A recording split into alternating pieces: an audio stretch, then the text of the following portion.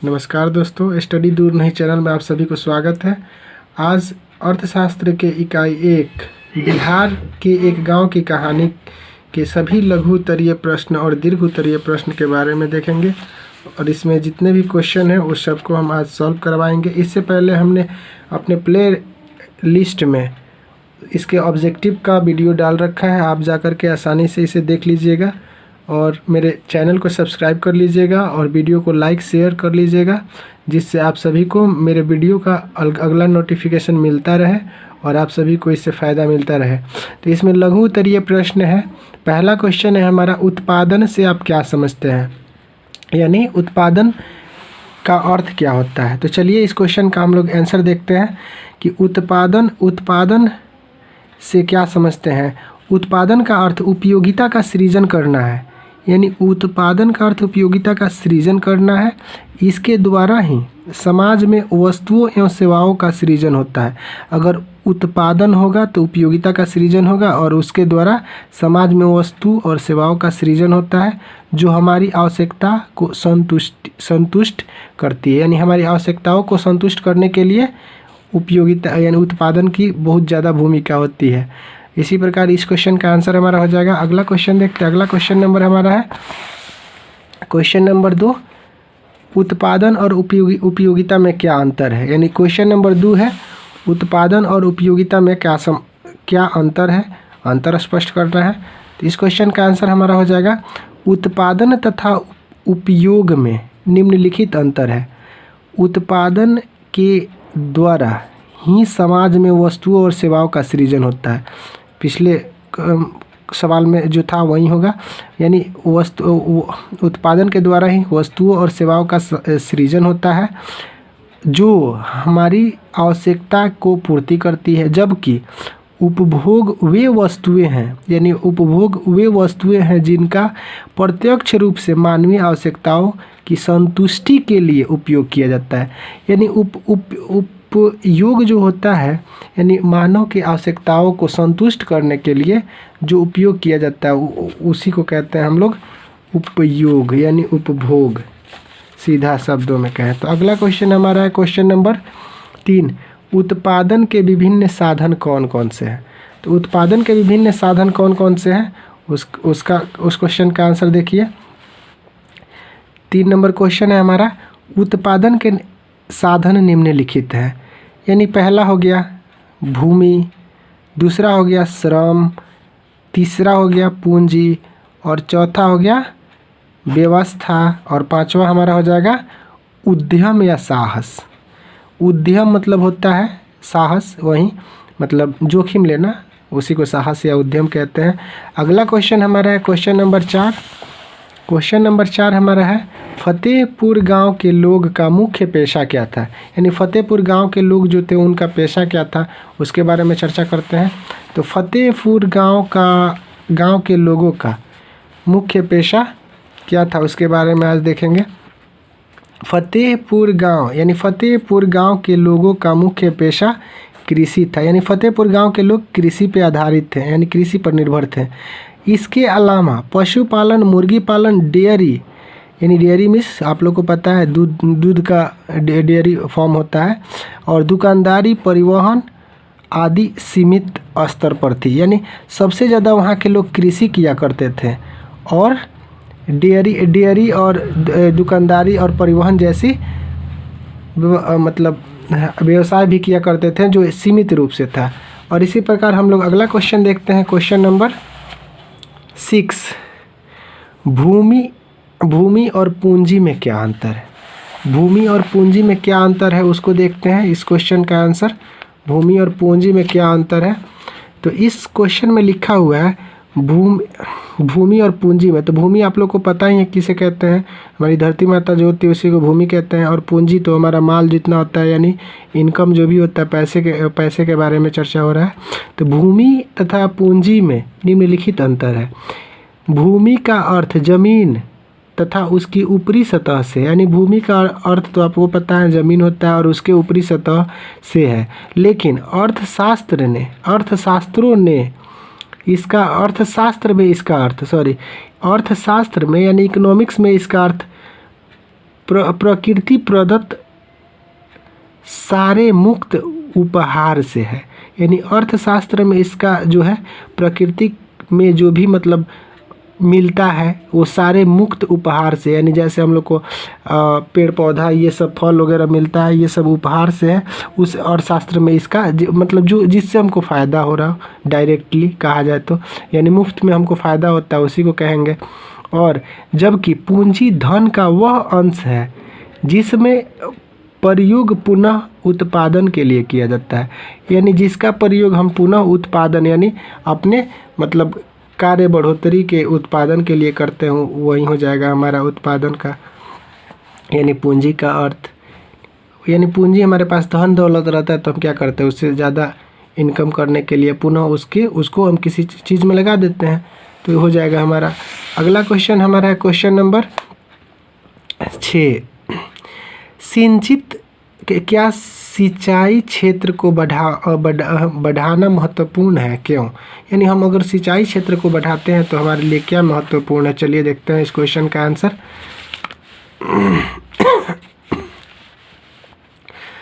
हाँ, सिंचाई क्षेत्र को बढ़ाना महत्वपूर्ण है क्योंकि सिंचाई की सुविधा बढ़ाने से निश्चित रूप से उपज में वृद्धि होती है। अगर सिंचाई हम करते हैं तो जाहिर सी बात है कि फसलों के उपज में परिवर्तन होगा और किसान एक वर्ष के अंदर में 3 फसलों को उपजा सकता है। अगर सिंचाई का व्यवस्था रहे तो हम आराम से क्या कर सकते हैं, सभी फसलों का मतलब उपज बढ़ा सकते हैं। चाहे तो धान के लिए हमें क्या चाहिए, धान के लिए पानी ज़्यादा से ज़्यादा चाहिए, वहीं गन्ना के लिए वहीं चाहिए, तो हर एक सीज़न के लिए मतलब ज़्यादा से ज़्यादा फसलों को आसानी से हम लोग उगा सकते हैं। चलिए अगला क्वेश्चन देखते हैं। 7 नंबर क्वेश्चन हमारा है, उत्पादन में पूंजी का क्या महत्व है? उत्पादन में पूंजी का महत्व निम्नलिखित है, यानी पूंजी जो है उसका क्या भूमिका है उसको देखते हैं।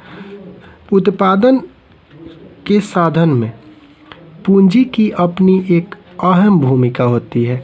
बिना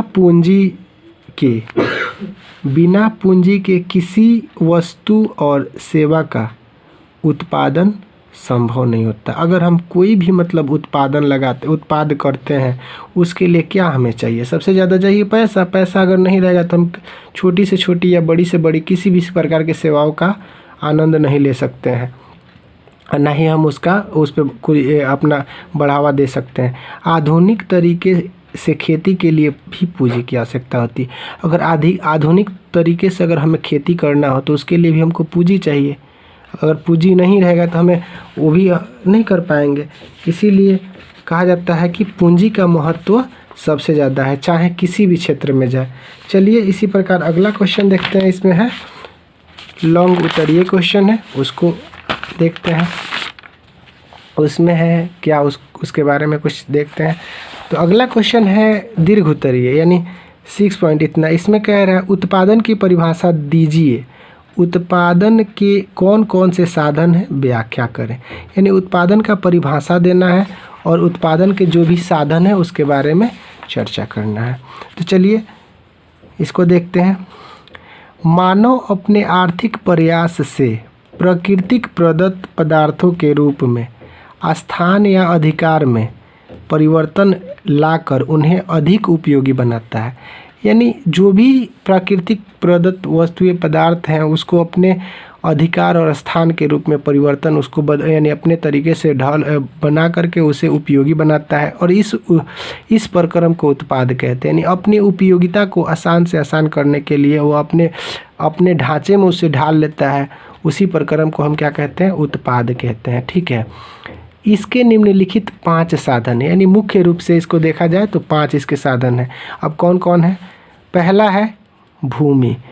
उत्पादन के लिए सर्वप्रथम भूमि की आवश्यकता पड़ती है। अगर हम कोई भी बिजनेस या कोई भी मतलब या जो भी हो मतलब कोई भी उत्पाद लगाते हैं तो उसे हमें भूमि के बिना हो सकता है, संभव नहीं है। बिना किसी प्रकार के मतलब भूमि के बिना किसी प्रकार के उत्पाद हो ही नहीं सकता है। भूमि उत्पादन का निष्क्रिय और स्थिर साधन है। यानी भूमि जो है उत्पादन का एक निष्क्रिय यानी वो खुद कार्य नहीं करता है, और स्थिर है यानी भूमि जो हमारी स्थिर है उस पर हम उत्पादन का जो भी कार्य है उसे करते हैं। और 2 नंबर सवाल है श्रम। श्रम उत्पादन का दूसरा महत्वपूर्ण साधन है। इसके बिना भी उत्पादन संभव नहीं है।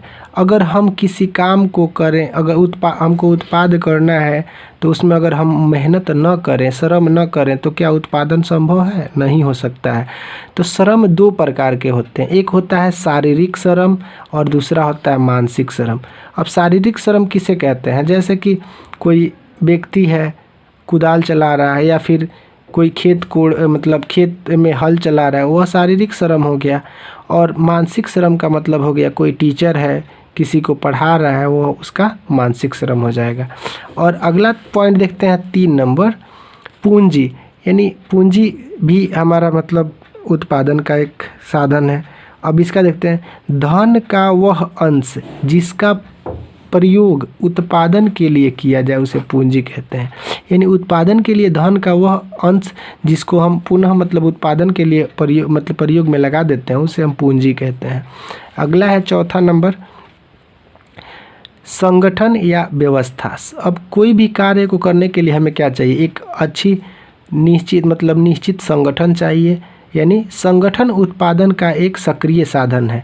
उत्पादन के विभिन्न साधनों को एकत्रित कर उन्हें उत्पादन में लगाने की क्रिया को व्यवस्था या संगठन कहते हैं। यानी संगठन जो है एक सक्रिय साधन है।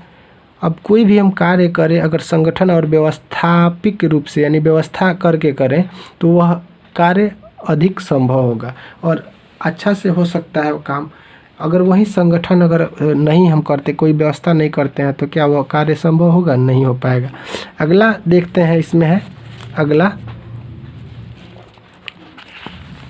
अगला नंबर है 5 नंबर ऑप्शन, यानी 5वां साधन का क्या होगा उसके बारे में देखते हैं।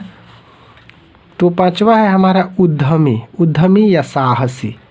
तो उद्यमी और साहसी में देखते हैं क्या है, उत्पादन कार्य जोखिम से भरा होता है। यानी उत्पादन का जो भी कार्य होता है उसमें जोखिम होता है, इसमें नुकसान भी हो सकता है। यानी जोखिम यही होगा कि ऐसा शारीरिक खतरा नहीं होता है, यानी उसका घाटे जैसा नुकसान का होता है। नुकसान हो सकता है जो इसे जोखिम का वहन मतलब जो व्यक्ति इस तरह का जोखिम का वहन करता है उसे ही साहसी कहते हैं। यानी उत्पादन के साधन में जो भी व्यक्ति है जो मतलब अपने घाटा या नुकसान को समझे बिना जोखिम उठा करके वह मतलब उत्पाद करता है और इस जोखिम को उठा करके अपना कार्य करता है उसे ही साहसी कहते हैं।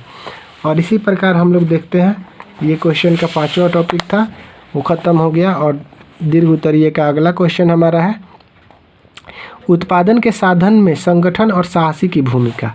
2 नंबर क्वेश्चन है, उत्पादन के साधन में संगठन और साहसी की भूमिका। तो चलिए इसको करते हैं। उत्पादन के साधन में संगठन एवं साहसी की भूमिका महत्वपूर्ण है। यानी संगठन उत्पादन का महत्वपूर्ण साधन बन गया है। यानी संगठन जो है आज के दौर में एक साधन के रूप में कार्य कर रहा है। बड़े पैमाने पर उत्पादन के इस युग में उत्पादन के विभिन्न साधनों जैसे भूमि, श्रम, पूंजी और जो है साहसी उद्यमी संगठन को एकत्रित कर उन्हें उत्पादन में लगाने की आवश्यकता पड़ती है। यानी इस प्रकार की जो भी व्यवस्था है उसको एकत्रित करके हम उत्पादन में लगाते हैं, तभी लगाना जरूरी होता है, तभी तो हमारा संगठन का कार्य पूरा होगा। यह काम विशेषकर संगठन करता है। यानी ये जो भी काम होता है विशेषकर कौन करता है? जो संगठन कर रहा है, यानी जो जोखिम उठा रहा है, जो कार्य को संगठित रूप से करना चाहता है वही करता है, वो जो करता होता है वही करता है। व्यवस्था को भी एक प्रकार का श्रम माना गया है। यानी व्यवस्था भी एक प्रकार का श्रम है, क्योंकि व्यवस्थापक भी उत्पादन को एक अच्छा किस्म का श्रम प्रदान करता है। यानी जो व्यवस्थापक होता है, व्यवस्थापक जो होता है वो उत्पादन का एक अच्छा किस्म का श्रम प्रदान करता है, इसीलिए उसे भी एक हम संगठन मतलब उत्पाद मानेंगे। अगला है हमारा, अगला है पॉइंट साहसी। उत्पादन का काम जोखिम भरा होता है, यानी उत्पादन का काम जोखिम भरा होता है और उत्पादन का मुख्य उद्देश्य लाभ प्राप्त करना होता है। यानी कोई भी बिजनेस लगाओ, अगर हम क्या सोचकर लगाते हैं कि हमें ज़्यादा से ज़्यादा इनकम प्राप्त हो, ज़्यादा से ज़्यादा फ़ायदा हो, वही है। लेकिन विभिन्न कारणों से घाटा भी हो सकता है और किसी न किसी कारण से बाय द वे मतलब कोई खतरा हो जाए या फिर कोई ऐसी समस्या हो जाए, उसमें क्या होता है, हमें घाटा हो जाता है। इस जोखिम का वहन साहसी को करना पड़ता है। यानी जो साहसी होता है वही इस प्रकार के खतरे को मोल लेता है। यदि उत्पादन के क्रम में साहसी को लगातार घाटा होता रहे तो ऐसी अवस्था में क्या होगा, यानी ऐसी अवस्था में उसकी साहस टूट जाएगा और इस प्रकार पूरा काम ठप हो सकता है। यानी अगर इसी प्रकार से अगर क्या होता रहे, हमेशा उसको घाटा ही होता रहे, तो क्या वो उसका साहस टूट नहीं जाएगा। ऐसा होता है कि हम लोग कोई काम करते हैं, अगर बार बार उसमें सफल नहीं होते हैं तो क्या होता है, थोड़ी सी मनोबल कम होता है। फिर भी हम लोग हार नहीं मानते हैं और हमें ज़िंदगी में अगर जीनी है तो हार मानने वाली शब्द को अपने दिल से और जहन से निकालनी होगी, तभी जाकर के हम लाइफ में सक्सेस हो सकते हैं। हार तो सभी को मिलती है। आप किसी भी सक्सेस पर्सन को देखिएगा तो वह सबसे पहले हार जैसी चुनौतियों का सामना करता है, उसके बाद से वह सफल हो पाता है। चलिए इसी प्रकार हम लोग अगला क्वेश्चन देखते हैं। Question number 3। फतेहपुर गांव में कृषि कार्यों का एक संक्षिप्त टिप्पणी लिखे। यानी फतेहपुर गांव में कृषि कार्य का क्या योगदान था, मतलब कैसे कैसे कार्य किया जाता था, उसके बारे में एक संक्षिप्त टिप्पणी लिखते हैं। चलिए तो अगला क्वेश्चन है हमारा 3 नंबर। फतेहपुर गांव को एक आदर्श गांव की संज्ञा दी जा सकती है। यानी फतेहपुर गांव जो है इसको एक आदर्श गांव के रूप में संज्ञा यानी नाम दिया जा सकता है। इस गांव के लोगों का मुख्य पेशा कृषि कार्य है। यानी ये गांव के जो लोग थे उनका मुख्य पेशा क्या था, कृषि का कार्य था। इसके अलावा वहाँ के लोग पशु का पालन, मुर्गी पालन, डेयरी या दुकानदारी, परिवहन आदि जैसे कार्य भी करते थे। यानी कृषि के अलावा वहाँ के लोग मुर्गी पालन, डेयरी और दुकानदारी, परिवहन जैसे भी कार्य किया करते थे। इस गांव के पूरब में पुनपुन नदी है। यानी ये जो फतेहपुर गांव है, पुनपुन नदी के इसके पूरब में पुनपुन नदी है। तो पश्चिम में पटना और गया मुख्य सड़क मार्ग, और पश्चिम में देखा जाए तो क्या है, पटना जैसे यानी बिहार की राजधानी पटना और गया जैसे मुख्य सड़क मार्ग हैं, जिससे जब मतलब ये नगर जो भी है पटना जैसे बड़े शहर के आसपास में है तो जाहिर सी बात है गांव तरक्की पर होगा। गांव में जो भी वस्तुएं उत्पादित होती हैं, यानी गांव में जिस चीज़ का उत्पादन होता है उनकी खपत में कोई कमी नहीं होती है। यानी उसको आसानी से खपा दिया जाता है, यानी कोई कमी नहीं होती है। पटना शहर निकट में ही अवस्थित है। यानी पटना इस फतेहपुर गांव से नज़दीक में है और वहाँ के लिए आवागमन की सुविधा भी है। यानी वहाँ पटना, ये जो फतेहपुर गांव है वहाँ से पटना शहर नज़दीक में है और वहाँ आने जाने की सुविधा बहुत अच्छी है। यही कारण है कि वहाँ के लोग सुखी और संपन्न होते हैं। यानी ऐसी मतलब कारण, अगर पटना जैसे महानगर से जुड़ा हुआ गांव है तो जाहिर सी बात है कि वहाँ कोई भी मतलब ऐसा कार्य होगा उसको आसानी से किया जा सकता है और वहाँ की जो भी सुविधाएं होंगी उन्नत होंगी, तो उसी प्रकार से वहाँ के लोग सुखी और संपन्न हैं। इसी प्रकार अगला क्वेश्चन देखते हैं। अगला क्वेश्चन और इस लेसन का लास्ट क्वेश्चन देखते हैं कि मझोले और बड़े किसान कृषि से कैसे पूंजी प्राप्त करते हैं, वे छोटे किसान से कैसे भिन्न होते हैं। तो चलिए अगला क्वेश्चन हम लोग करते हैं कि मझले किसान और बड़े किसान कृषि से कैसे पूंजी प्राप्त करते हैं, यानी उनको पूंजी कैसे प्राप्त होता है उसके बारे में देखते हैं। तो मझले किसान की अपेक्षा बड़े किसान के पास सीमांत भूमि अधिक होती है, यानी उनके पास जोतने और खेती लायक अधिक भूमि होती है। वे बड़े पैमाने पर आधुनिक तरीके से खेती करते हैं, और वे लोग जो होते हैं बड़े पैमाने पर आधुनिक तरीके से खेती करते हैं, जिससे फसल भी अधिक होती है। जब आधुनिक तरीके से और बेहतर तकनीकों से वे खेती करेंगे तो जाहिर सी बात है उनका फसल अच्छा होगा और ज़्यादा होगा। वे लोग अपनी आवश्यकता के अनुसार अनाज को रखकर शेष अनाज को बेचने के लिए स्टोर कर रखते हैं, यानी वे क्या करते हैं, ज़्यादा से ज़्यादा अनाज उगाते हैं और अपनी आवश्यकता के अनुसार जितना उन्हें चाहिए उसको रख लेते हैं, बाकी सबको स्टोर कर लेते हैं। जब उसका दाम बढ़ता है तो वे बेचते हैं, यानी जो आवश्यकता के अनुसार वे अपने लिए कुछ रख लिए और जो बच जाता है उसको स्टोर करके रख लेते हैं ताकि दाम बढ़ेगा और हम ज़्यादा से ज़्यादा मुनाफा लेकर के बेचेंगे। जबकि जो मझोले किसान हैं उनके साथ ऐसी समस्या नहीं होती है। किसान कम भूमि पर खेती करते हैं, यानी मझले किसान जो हैं कम भूमि पर खेती करते हैं, जिससे कम फसल उपज पाता है। जाहिर सी बात है जब कम ज़मीन पे खेती करेंगे और उनके पास कम अनाज उपजेगा, और फसल का अधिकांश भाग पारिवारिक भरण पोषण में ही समाप्त हो जाता है। यानी फसल का जो भी भाग होता है, जितना भी उगाते हैं उसको क्या करते हैं, अपने दैनिक जीवन में अपने बच्चों के लिए खान पान की व्यवस्था में ही ख़त्म हो जाता है, और उनके पास बेचने के लिए अनाज नहीं बचता है। और क्या होता है, जब ऐसी समस्या होंगी तो वे अपने खुद खाएंगे या बेचेंगे, ऐसी समस्या तो होना ही है। थोड़ी सी अनाज है और उसको बेचिए देंगे तो खाएंगे क्या, फिर वही हाल हो जाएगी।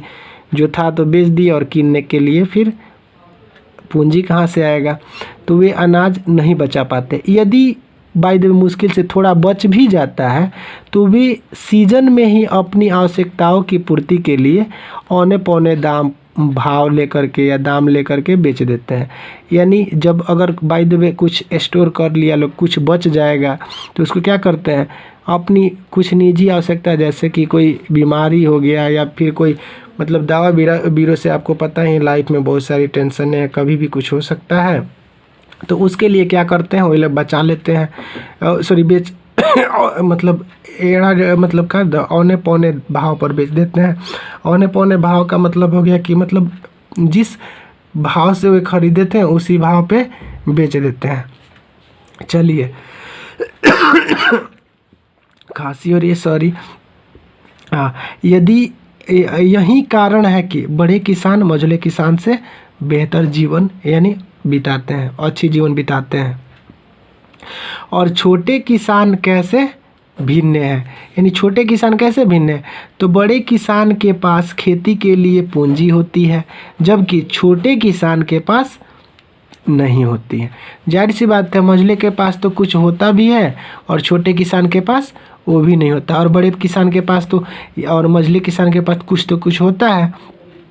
और इसका 2-3 का कारण बता देना है बस। बड़े किसान को कम कठिनाइयों का सामना करना पड़ता है जबकि वहीं छोटे किसान को बहुत सी कठिनाइयों का सामना करना पड़ता है, तब जा कर के उनका जो भी होता है और उसमें वो भी जो भी होता है वो कम ही होता है।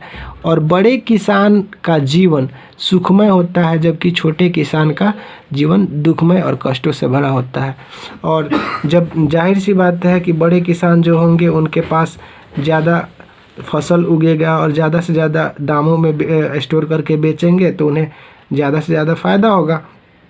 और छोटे किसानों के पास तो अपनी ज़िंदगी के लिए खुद अपने जीवनी के लिए ही कुछ फसल नहीं उगा पाते हैं, तो कैसे अपने जीवन का आनंद ले सकते हैं। इसीलिए कहा जाता है कि बड़े किसान और मझले किसान के पास तो कुछ खाने पीने के लिए अच्छा होता है, लेकिन छोटे किसानों के पास ऐसा कुछ नहीं होता है। इस क्वेश्चन आज हमारा इस लेसन का लास्ट क्वेश्चन था, इसीलिए हम आपसे रिक्वेस्ट करते हैं कि मेरे वीडियो को ज़्यादा से ज़्यादा अपने दोस्तों के पास सेंड करें और मेरे चैनल को सब्सक्राइब करें, ताकि आप लोगों को अच्छा से अच्छा वीडियो प्रोवाइड करा सकूं और आप सब अपना मेरे स्टडी चैनल से जुड़ करके अपने नॉलेज को बढ़ा सकें। Thank you for the watching. मिलते हैं नेक्स्ट वीडियो में।